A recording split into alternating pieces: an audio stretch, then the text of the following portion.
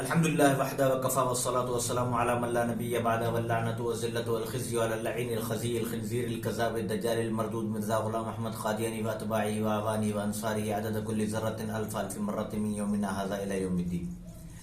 ناظرین اکرام، ابھی کچھ گھنٹوں قبل ننکانہ کے اندر، ننکانہ صاحب پنجاب کا علاقہ ہے، وہاں ایک واقعہ رونما ہوا ہے. وارث نامی ایک شخص جس پر قرآن پاک کی توہین کا الزام تھا، پولیس قانونی کارروائی کر رہی تھی، لیکن اسے نوجوانوں نے تھانے کا گیٹ توڑ کر کسی بھی طریقے سے وہ اندر پہنچ کر اسے پکڑ کر اور نوجوانوں نے اور ہجوم نے اسے قتل کر دیا، جس کی میں پرزور اس طریقے سے اور اس طریقے واردات کی مذمت کرتا ہوں.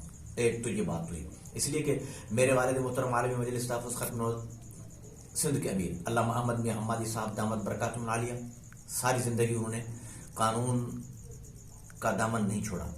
کئی قادیانیوں پر توہین رسالت، توہین مذہب اور امتناع قادیانیت آرڈیننس مذہبی جذبات مجروح کرنے کے مقدمات تھے، لیکن مقدمات کیے، اور انہی کا سبق ہمیں اور تمام اپنے ختم نبوت کے کارکنوں کو یہ سکھایا ہوا کہ ہمیشہ قانون کا سہارا لو. پاکستان میں قانون موجود ہے. اب اس کے اندر دو باتیں ہیں جو واقعہ ہوا ہے، یہ میں آپ کو بتاتا ہوں. ایک تو اس بات کی شدید جتنی مذمت کی جائے کم ہے کہ نوجوانوں نے یا جذباتی آدمیوں نے قانون ہاتھ میں لیا، یہ غلط ہے. اس سے نقصان پھر بھی مسلمانوں کا ہے، اسلام کا نقصان ہے. اسی وقت بی بی سی پر رپورٹ چل گئی اور امریکہ کے اور اسلام دشمن میڈیا کے جو بیانات آئے وہ یہی آئے کہ اس قانون کو ختم کرو، تو انہیں مذہب کے قانون کو ختم کرو، اس سے جانیں جا رہی ہیں، یہ جا رہی ہے، وہ جا رہی، تحقیقات نہیں ہوتی، مسلمان جذبات میں آ جاتے ہیں، یہ ہو جاتا ہے. تو یہ نقصان کس کا ہوا؟ اگر ان کے کہنے پر یہ قانون کو آگے پیچھے کر دیا جائے، ہم نہیں کرنے دیں گے، انشاءاللہ قانون موجود رہے گا پاکستان کا، علماء جب تک زندہ ہیں. لیکن یہ واقعات بتا کر اور یہ حالات دکھا کر اگر قانون سے چھیڑ چھاڑ کی جائے تو اس کے ذمہ دار کون ہوں گے؟ میری نظر میں تو یہ اسی قسم کے ہمارے بیچارے نادان اور جذباتی مسلمان ہوں گے جو جذبات میں آ کر قانون ہاتھ میں لے لیتے ہیں. ان کو کیا کرنا چاہیے تھا؟ میرے والد محترم علامہ احمد میاں حمادی صاحب کی طرح تو بھرپور طریقے پر، منظم طریقے پر، اکیلے میرے والد محترم ہیں، اب تو بالکل لاچار ہیں، چار پائی سے اٹھنے کے قابل بھی نہیں ہے، لیکن ان کے قانونی مشیر منظور احمد ایڈوکیٹ رائے پور صاحب دامت برکاتہم، ان کو میرے لاکھوں سلام ہیں کہ وہ تمام مقدمات، اور ایک ہمارے ختم نبوت کے ولی محمد کوسو وکیل ختم نبوت ہیں، ان کو میرے لاکھوں سلام، تمام مقدمات وہ سنبھال رہے ہیں. لیکن یعنی 50-70 سال کی زندگی میں کبھی قانون ہاتھ میں نہیں لیا. قانون کورٹ FIR کٹوائی، کورٹ میں چلتے رہے، اگرچہ سینکڑوں والے صاحب کے مقدمات میں سے صرف ایک مقدمہ میں سمجھتا ہوں ریاض احمد گوہر شاہی کا، بدترین گستاخ رسول کا، جس کو سزا ہوئی، باقی کسی کو بھی سزا نہیں ہوئی. کئی ایسے چھوٹ بھی گئے، لیکن پھر بھی قانون ہاتھ سے نہیں چھوڑا. اس کی خود حضرت والے صاحب علامہ احمد میاں حمادی صاحب دامت برکاتہم العالیہ یہ بتاتے ہیں کہ اس سے قادیانیوں کو فائدہ ہے. قادیانی کہیں گے بس ہم کہتے تھے کہ یہ قانونی نہ بناؤ، اس قانون کا غلط استعمال ہوگا، یہ ہوگا، وہ ہوگا، قانون ختم کرو، تو قادیانی نعرہ لگائیں گے. تو ایک بات تو یہ ہے کہ اس کی جتنی مذمت کی جائے کم ہے. اس قسم کے واقعات نہیں ہونے چاہیے، مسلمانوں کو پہل نہیں کرنی چاہیے. وہاں پر باقاعدہ ہمارے عالم مجلس تحفظ ختم نبوت ہے، ان کے اکابر ہیں، علماء اکرام ہیں، ان سے مشاورت کرنی چاہیے تھی کہ اب کیا کیا جائے. اور دوسری بات، اگر وہ مجرم تھا بھی تو اسلامی حکومت میں بھی اس طریقے پر ہجوم آ کر بغیر تحقیق کے اور کسی کو قتل کرے، اس کی اسلام ویسے ہی اجازت نہیں دیتا.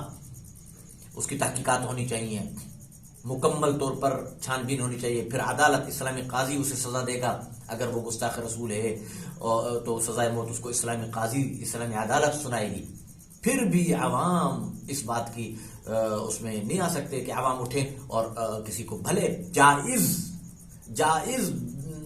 جو ہے نا وہ بھی ہو، اگر اس پر ثابت بھی ہو جائے تب بھی اسلام اس بات کی اجازت نہیں دیتا کہ 2 جنے 10 جنے 20 جنے اٹھیں اور اسے قتل کر دیں.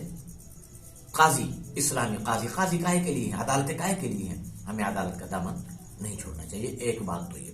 دوسری بات دیکھیں کہ یہ BBC نے خود لکھا ہے کہ یہی شخص RPO شیخوپورہ بابر سرفراز صاحب نے پاکستان کے نجی چینل ARY نیوز سے بات کرتے ہوئے کہا ہے کہ پولیس نے اس سے قبل 2019 کو اسی ملزم کو اسی قسم کے جرم کی دفعات اور الزامات کے تحت گرفتار کیا تھا، لیکن 2022 میں یہ آزاد ہو گیا۔